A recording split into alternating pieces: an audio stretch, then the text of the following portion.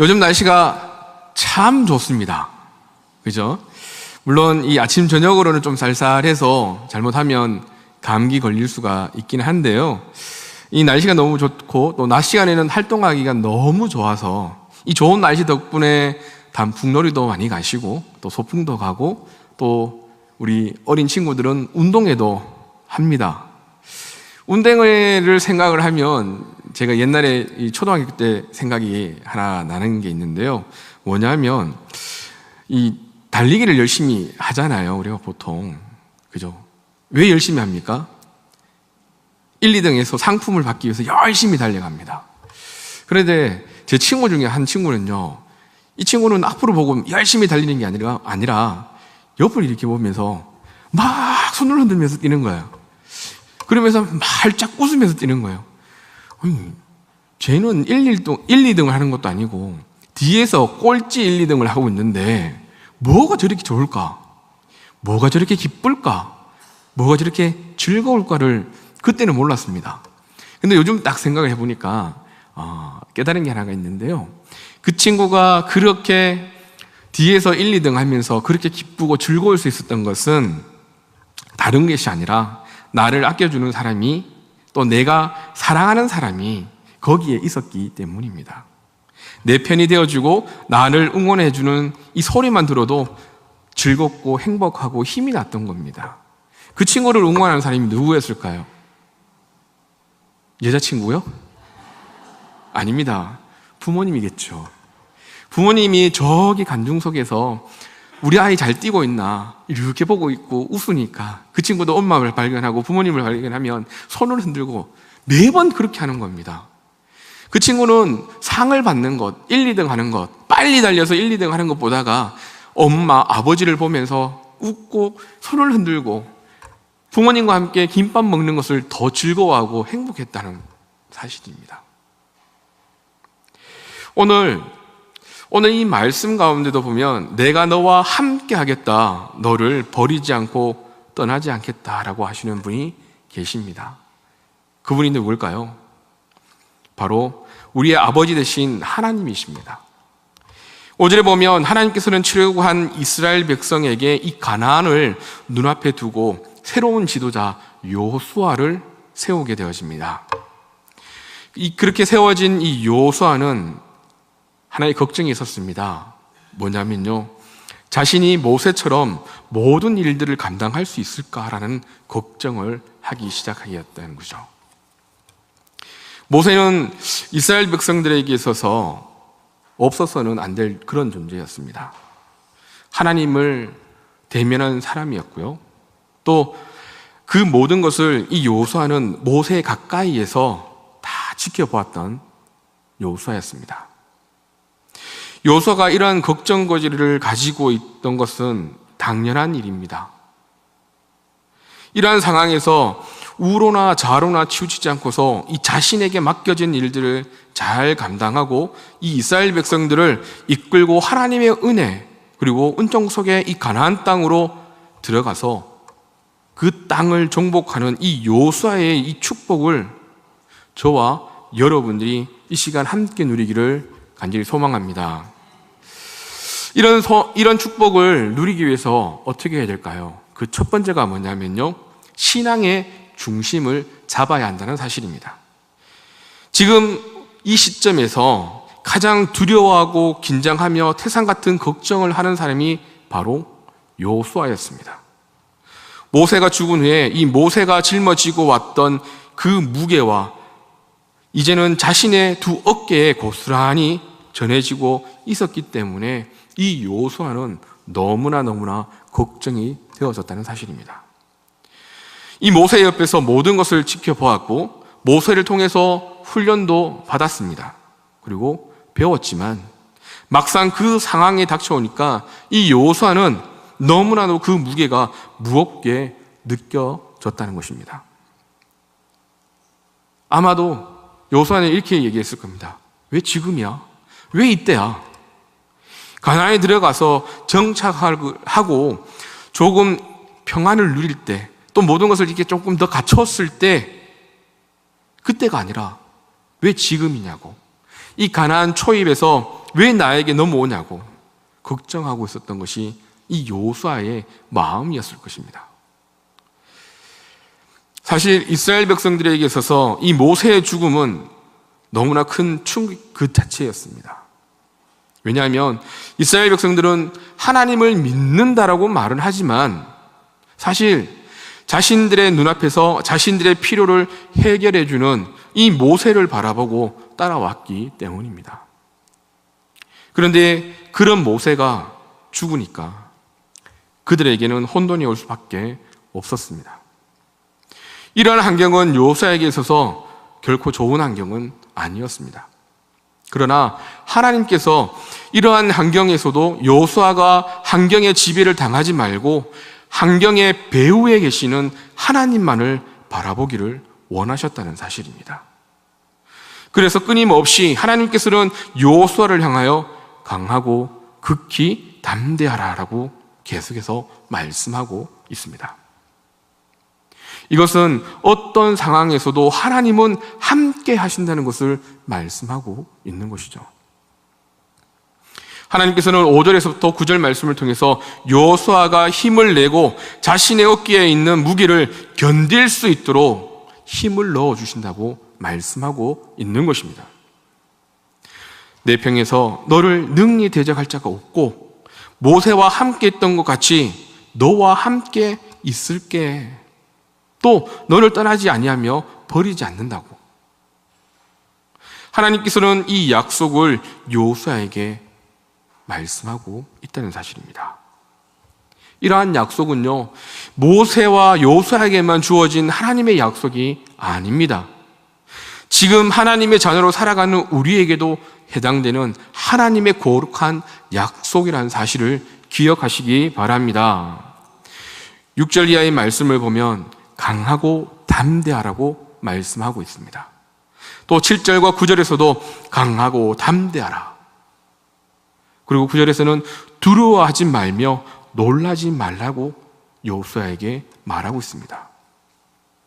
그만큼 요수아가 행해야 할 일들이 그리고 가야 할 그 길들이 강하고 담대해야 하며 두려울 수도 있고 놀랄 수도 있다는 것을 요수아에게 말씀하고 있는 거죠. 우리도 이 땅에 살아가면서 우리가 삶을 살아가면서 두려운 일들이 없을 것 같지만 늘 있습니다. 학생들에게 가장 두려운 건 뭘까요? 맞습니다. 시험입니다. 그러면 연세가 많이 드시면 걱정되는 게 뭘까요? 그렇죠. 어디 아프지 않을까? 그것이 두렵습니다. 때로는 죽음이란 것이 두렵기도 합니다. 그리고 아끼는 것이 많으면 많을수록 사실은 걱정거리가 더 많아진다는 사실입니다. 이것이 우리들의 삶이고 인생입니다. 이것이 또한 우리들의 일상입니다. 그런데 하나님께서는 명령하시기를 강하고 담대하라, 두려워하지 말며 놀라지 말라고 말씀하고 있습니다. 왜냐하면 네가 어디로 가든지 내 하나님 여호와가 너와 함께 하느니라 라고 약속하고 있기 때문입니다. 요수아가 어디를 가든지 무엇을 하든지 어디에 있든지 하나님께서 함께 하신다고 하셨습니다. 어떤 자리에 섰을 때 이건 내가 잘 할 수 있는 거야, 자신감과 의욕이 넘칠 때도 있습니다. 그럴 때도 꼭 하나님께 함께 해달라고 기도하며 겸손히 나아가야 된다는 사실입니다. 그러나 때로는 그 자리가 오늘 요수아처럼 벅차게 느껴질 때도 이 말씀을 우리는 기억해야 합니다. 하나님께서는 우리에게도 너의 하나님 여호와가 너와 함께 하느니라, 네가 어디로 가든지 강하고 담대하라, 두려워하지도 말고 놀라지도 마, 내가 네 옆에 있단다. 아멘. 하나님을 나의 중심에 모시고 나의 중심에 늘 나와 동행하시는 하나님을 잊지 마시고 하루를 살아가시기를 바랍니다. 그 하나님만을 바라보며 의지하며 살아가는 저와 여러분들 되시기를 주님의 축복합니다. 사랑하는 성도 여러분, 환경은 좋을 때도 있습니다. 그러나 때로는 나쁠 때도 있다는 것입니다. 요한일서 4장 4절 말씀에 보면 자녀들아 너희는 하나님께 속하였고 또 그들을 이기었나니 이는 너희 안에 계신 이가 세상에 있는 자보다 크심이라. 아멘. 하나님은 보이는 환경보다가 더 크신 분이라는 것을 말씀하고 있습니다.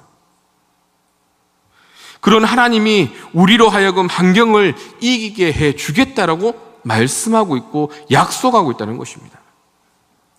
그렇습니다. 신앙의 중심을 잡으면 환경에 치우치지 말고 그 배후에 계신 하나님만을 바라봐야만 합니다. 어떤 환경이 오든 환경에 붙들리지 말고 환경을 지배하고 계신 이 하나님만을 바라보시면서 우로나 좌로나 치우치지 않는 이 삶의 비결을 깨닫고 환경을 이기는 자들이 되시기를 주님의 이름으로 축원합니다. 두 번째는요, 이 하나님의 음성을 듣는데 익숙해야 합니다. 우리가 살아가면서 어떤 환경에서든 항상 두 가지 음성이 들립니다. 첫 번째 음성은요, 하나님의 음성입니다. 두 번째는 부정적인 사단의 음성입니다. 오늘날 저희 아내가 우리 주찬이와 하이에게 동화책을 하나 읽어주더라고요. 근데 그걸 가만히 들어봤어요. 어떤 얘기냐면, 어떤 동화냐면요, 이런 동화예요. 여우 한 마리가 울타리 안에 있는 포도를 먹고 싶은데 울타리 안으로 들어갈 수 없었습니다. 왜일까요? 울타리보다 자기 몸이 컸기 때문에 못 들어간 거예요. 그래서 이 여우는 3일 동안 쫄쫄 굶어서 날씬한 몸매를 만들었습니다. 3일 동안 굶으면 이 날씬해지면 저도 굶겠습니다만은 어쨌든 간에 이 여우가 날씬해져서 그 울타리 안으로 들어갑니다. 그리고서 너무 신나서 포도밭에 들어가서 포도를 정말 신나게 맛있게 따먹었습니다. 시켜먹고 나니까 이제 배가 부르니까 이제 집에 가야 되잖아요. 다시 그 울타리를 향해서 떠벅떠벅 걸어와서 몸을 집어넣습니다. 어떨까요? 그렇죠. 살이 쪄서 못 나가는 겁니다. 여기까지 딱 들으시면 무엇이 생각나십니까? 저는 이렇게 생각했습니다. 뚱뚱해져서 울타리에 걸려서 그 포도원 주인에게 잡혀서 죽었구나. 저는 그렇게 생각했거든요. 그런데 잠시 후에 결말이 나왔습니다. 여우는 다시 3일을 쫄쫄 굶어서 밖으로 나갔다는 것이 결말입니다. 여러분, 이 동화를 들으시면서 무슨 생각이 드십니까? 여우가 좀 바보 같다고 생각하지 않으십니까? 다른 방법을 찾으면 없을까? 분명히 있는데, 근데 왜 여우는 저렇게 했을까? 생각을 하게 되고 그 순간에 저의 내일을 싹 스치는 게 있었습니다. 뭘까요? 고생해서 3일을 쫄쫄 굶어서 날씬해서 그 울타리에 들어갔으면 거기서 먹지 말고 포도를 막 따서 울타리 밖으로 딱 던져놓고 다시 나와서 밖에서 열심히 맛있게 먹으면 되는데 좀 바보 같다는 생각이 들었습니다. 아마 여기 앉아 계신 분들 중에 이 이야기를 들으시면서 다른 방법들을 생각하신 분도 있을 것입니다. 또 한편으로는 아무 생각 없이 재밌는 얘기긴 해 라고 생각하시고 그냥 듣기만 하고 계시는 분이 계실지도 모르는데 생각하지 마세요. 예배 시간에는 말씀에만 집중하시면 되겠습니다. 이처럼 이 삼자로서 남의 일을 바라보며 있으면 이 새로운 방법들이 사실은 떠오르게 됩니다. 여러 가지 생각이 많이 떠오르게 되죠. 그러나 자기가 그 현장에 있으면 또 자신이 일이면 앞이 막막하기도 하고요. 또 특별히 좋은 생각이 떠오르지 않는다는 것입니다. 우리의 삶은 계속해서 이런 식으로 반복되어집니다. 그러나 우리의 삶을 하나님의 말씀 안에 그 말씀을 기준으로 살면 달라진다는 사실입니다. 말씀에 지혜가 있습니다. 하나님의 뜻이 있습니다. 하나님의 방법으로 아주 새롭고 지롭게 살 수 있는 기회를 그 말씀을 통해서 하나님께서는 우리에게 주신다는 것입니다. 8절 말씀을 보시면 율법책을 네 입에서 떠나지 말게 하며 주야로 그것을 묵상하여 그 안에 기록된 대로 다 지켜 행하라 라고 말씀하고 있습니다. 말씀을 입에서 떠나지 말게 하고 읊조리며 아침 저녁 묵상하며 행하라는 것입니다. 사랑하는 성도 여러분, 말씀대로 행하는 데에는 능력이 있습니다. 또한 형통이라는 것이 있습니다. 그리하면 내 길이 평탄하리라고 말씀하고 있습니다. 이것은 분명한 하나님의 약속입니다. 그런데 민수기 14장 8절에서 9절 말씀을 보면요, 어떤 얘기가 나오냐면 이런 말씀이 있습니다. 여호와께서 우리를 기뻐하시며 우리를 그 땅으로 인도하여 들이시고 그 땅을 우리에게 주시리라. 이는 가연 젖과 꿀이 흐르는 땅이니라. 다만 여호와를 거역하지는 말라. 또 그 땅 백성을 두려워하지 말라. 그들은 우리의 먹이라. 그들의 보호자는 그들에게서 떠났고 여호와는 우리와 함께 하시니라. 그들을 두려워하지 말라 하니라. 여호수아와 갈렙의 정탐한 다음의 보고입니다. 바람 광야에서 모세는 12명의 정탐꾼을 보내어서 이 가나안 땅을 살피게 하였습니다. 10명은 세상의 음성을 듣고요, 보고 왔고요. 2명은 하나님의 음성을 들었던 사람입니다. 똑같은 환경을 보고 듣고 왔지만 이 10명의 보고는 달랐습니다. 13장 32절에서 33절 말씀에 보면 그들이 이렇게 보고합니다. 이스라엘 자손에서 앞에서 그 정탐한 땅을 악평하여 이르되 우리가 두루 다니며 정탐한 땅은 그 거주민을 삼키는 땅이요 거기서 본 모든 백성은 신장이 장대한 자들이며 거기서 네피림 후손의 아낙 자손의 거인들을 보았나니 우리는 스스로 보기에도 메뚜기 같으니 그들이 보기에도 그와 같을 것이니라 라고 말하고 있습니다. 이처럼 달랐다는 겁니다. 우리는 신앙생활을 하면서 어떤 음성을 듣느냐가 무척이나 중요하다는 사실입니다. 어떤 음성을 듣느냐에 따라서 우리의 삶을 좌우하기 때문입니다. 부정적인 이 사람 10명은 40년 동안 광야에서 살다가 그곳에서 죽게 되어집니다.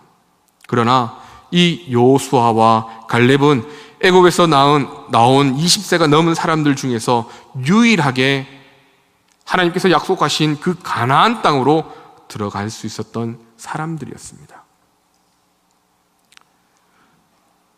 사랑하는 성도 여러분, 세상의 소리는요 정말 매력적입니다.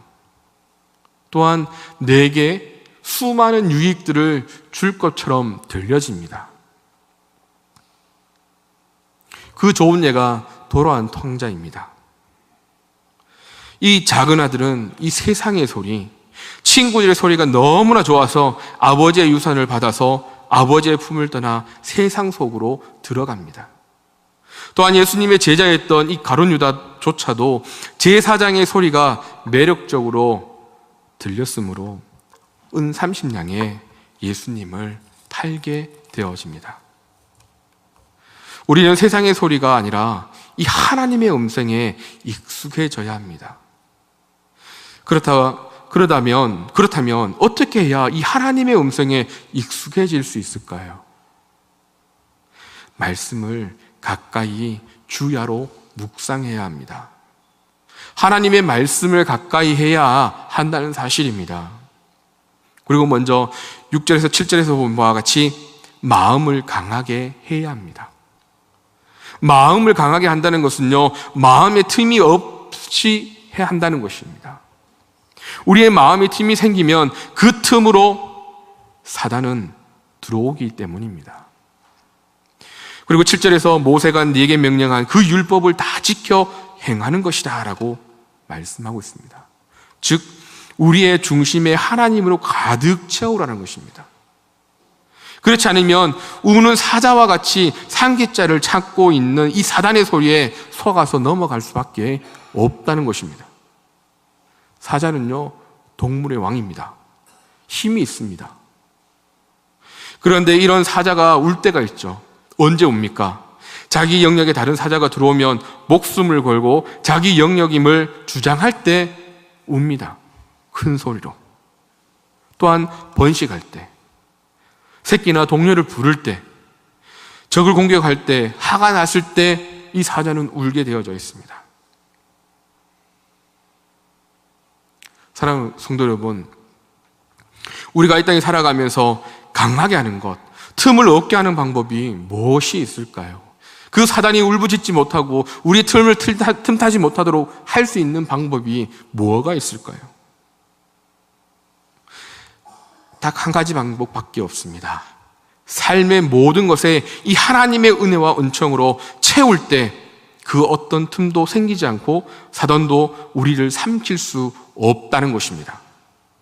빌립보서 4장 7절 말씀에 보면 그리스도 예수 안에서 너희 마음과 생각을 지키시라 라고 말씀하고 있습니다. 예수 그리스도의 십자가의 은혜와 사랑이 우리의 마음과 생각을 지키며 우리를 보호해 주신다는 것입니다. 우리는 우리의 마음을 우리의 힘으로 지킬 수 없는 자입니다. 너무나 연약하기 때문에요. 우리가 주님께 기도할 때, 주님의 말씀을 묵상할 때 우리는 우리의 마음을 지킬 수 있습니다. 여기에서 우리가 말씀을 묵상할 때 우리에게 이것을 지킬 수 있는 힘을 주님께서 우리에게 부어주신다는 사실입니다. 그렇기 때문에 우리가 살 수 있는 것, 환경과 사람이 아니라 하나님이란 사실들을 기억하시기 바랍니다. 말씀을 맺고자 합니다.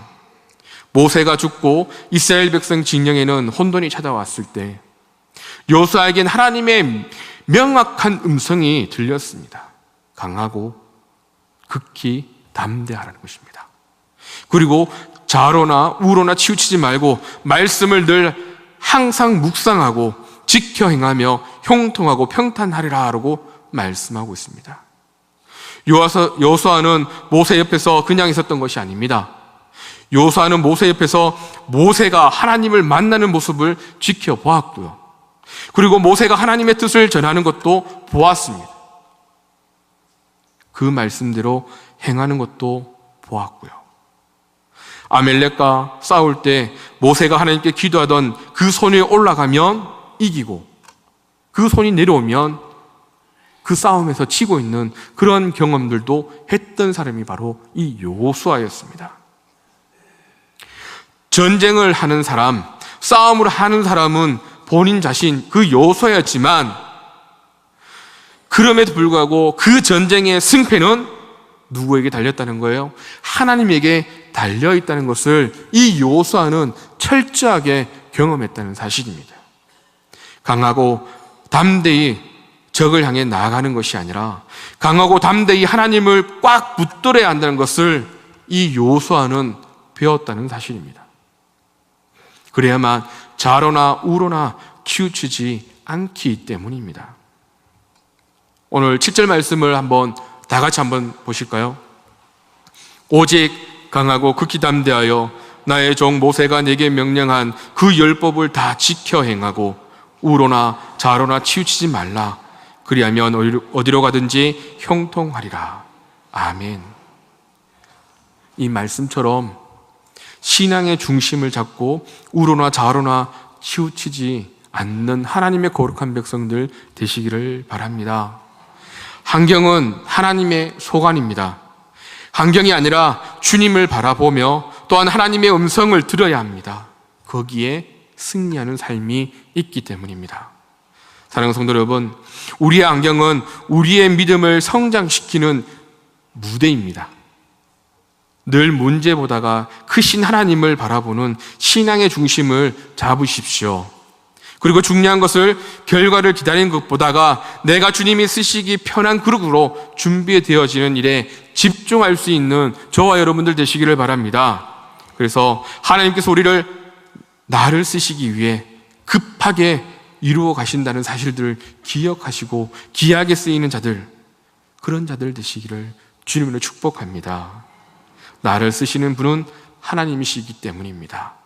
이것이 바로 십자가에 내 자아가 죽고 내 안에 주님이 주인으로 사는 삶입니다. 날마다 내가 죽고 내 안에 예수가 사심으로 하나님을 꽉 붙들고 우로나 좌로나 치우치지 않고 인정받는 믿음으로 약속을 확신하며 나아가는 저와 여러분 되시기를 주님 이름으로 축복합니다.